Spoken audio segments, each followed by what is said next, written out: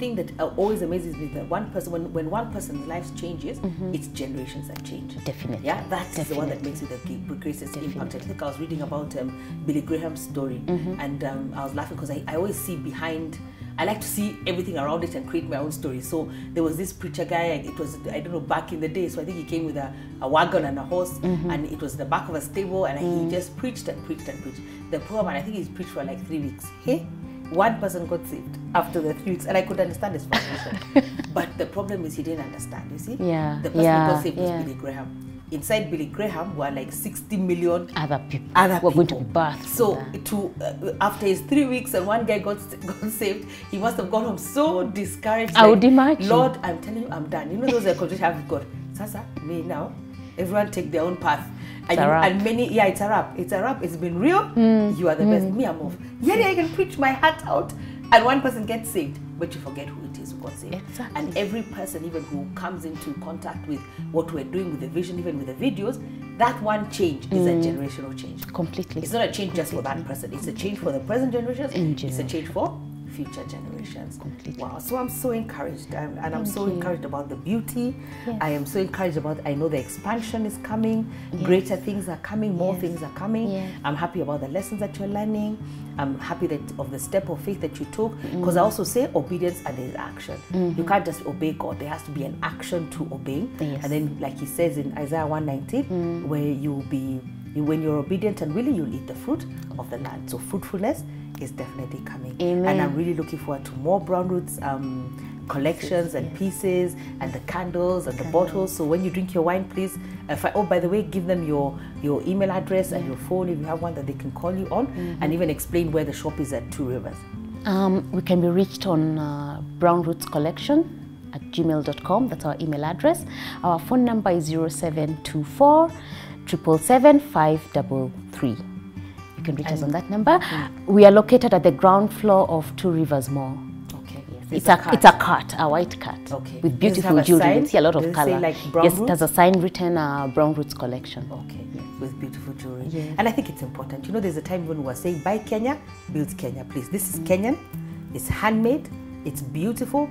It's coming out of creativity. So support, you know, go out there, buy it, look beautiful, and be able to say that it's handmade. And for me, my greatest passion and vision for Lillian's dress, I wonder, even me, I'm having the vision, is for her jewelry to be out there in stores. Yeah. So sometimes I guess maybe even the stores here, if you're out there and you're a buyer for a store, please contact us and let her begin to put her pieces into your store, because they make people look beautiful, and they're beautiful, and they're Kenyan. We have to be proud. Look at this beautiful country. They're Kenyan, they're handmade, they're changing lives. And so I pray that they can begin, if they're buyers here, they would pick them up. But even buyers overseas, first of all, I must take a suitcase to Venice Beach. Please do. Number one. Number two, I'd really, you know, I wonder, I need to carry some, you know, and when I'm going out there and try to get them into buyers of shops. Yes. Because in shops, you know, people who buy for the big brands. For the big brands. Me, I'll be at peace when you're at Macy's, when you're at Aldo. Yes. Yeah. So that would be my hallelujah moment. Like, yes, we're like in there. Made it. Yeah, and they love it, and they love handmade things. They do love. And also they appreciate them, and they're able to pay even a premium price for handmade, you know? Yeah, it would be nice to mention, because we now got into New Jersey, New York. You through did? Sheila, yes. Can I mention the webpage? Hey, yes. Sheila, yes, please mention the webpage. Her webpage is Shee's Collection. That's SHIIS Collection at gmail.com. And you can email her, but her website is Shee's Collection. You can go in and see what she has. I've developed a different line for her for the market there. Really? Yes, and what's she's the different line? Well. I'm like, wow. It has a bit now of the African touch. Because she's in the USA. Yes, we work with a bit of wooden beads and yes. So she's doing pretty well with them there. I'm so happy. Yeah. Yes. Hallelujah. Yeah. Oh, I'm so excited about that. And well done, Sheila. Well done for being a good sister. Yeah, she is. Amen. My sisters are all wonderful. I know. Oh. And your brother too. My brother is amazing. Your mom as well. You know, you've got an amazing family, an amazing backup of family. And I don't know, because it's dropped again. Let me ask: do you see any of your children going into anything creative? Does any of them have the creative streak, or do they want to also do when you're creating? Do they want to participate? It's definitely not beadwork. I've tried, and we agreed we are not forcing. My kids are into dance and music, instruments. instruments. Wow. Yeah, my little one plays the violin. Awesome. She's been doing it very, very well. So I'm pushing her towards that. My older one loves to do piano. So I'm also trying to grow her in that area. She's also athletic. So those are we are working, little by little, because with children sometimes they start something and then something else has come up. But they've been very consistent with those two. So, and they love to sing. I'm trying to find a good institute where I could just put them in for weekend classes and they can develop their voice. And then that's another thing you and your sisters do. Yes, we do. You're serious worshippers, We very, very worship. amazing. I remember there was one whose baby Elani's baptism. Yes. And your dad was quite surprised. I don't know why he was looking at you guys like that. He was like, hey, these guys can sing. He never thought, because the last we sang with my dad, we were little. And I still have the memory of when we began to sing. I think I was about 5, and I remember my dad holding the guitar, he's playing, and that's when it came out. And we were singing, and he would always take us wherever he's preaching, we would be there singing. It was default setting, Dad is going to preach in Ruiru, we are going to sing. What are we singing? And so we grew up singing. So, and many of us got married, and it kind of went quiet. Down. Yeah, you've got married. Yeah, you're married now, so it's like you kill everything. And then we came back together, and we've been doing it ever since. And even when Dad passed on, it's like he left us with that big oomph and push. We've been doing it a lot. I'm singing at Twa with my brother Job and Kirote. Job is singing this time? Yes. That's amazing, because Kirote I know has sung before. Yes. So this time we are doing Tokutukuza, support for the cancer victors and those who cannot afford treatment. So that's where we are at. Amen. Yes, and we love to serve at KBS as well, leading worship. It's you awesome. serve leading worship. I know Tina and Felix, they facilitate, Kirote as well, and Dorcas. Dorcas always makes us cry. There's the way she has a great gift of bringing the presence of God into a place, and it's just amazing. We now call her Pastor Dorcas. We call her Pastor Dorcas. Ministry in that area, she's awesome. She is. Yes. And so I'm so happy that you're serving with all your siblings. And I always remember Sharon was my prayer partner. That's amazing. That just shocks me. Just when can you imagine how all this comes together? I know.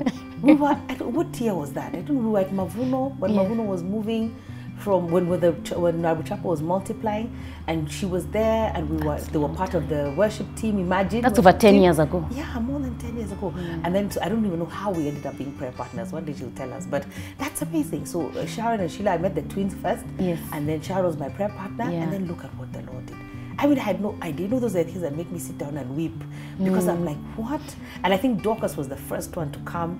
Then I think she brought Kirote, and Job, and then Tina and Felix, and then you. And it's been amazing. And I wouldn't have thought that I'd met all those people, including your parents.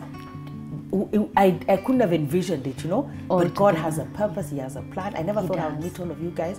I didn't even know you all existed, but it's been amazing. I love the way that you serve. You serve me, you serve this ministry, you serve God, and it's beautiful. It really is, And the other thing I love about KBS in terms of serving is that everybody fits into what they're doing, Yes. That's what I love, and it's not a struggle. No. And the other thing I'll encourage you, because of Brown Roots, I remember PLF started in my living room. It was not even called PLF. We didn't, first I think we were called TCOMs. Well, fellowship. Fellowship. So we just started, and it's amazing how the people who I invited brought other people, then they left. So those are the people that we continued the ministry with. There's always something about me and number 12. Yes. So there were 12 women, and 12 signifies governance, and we went through a process. At the end of it, I think there were like maybe 6 of them who are left who really graduated, and then like 3 have been in my life even until today.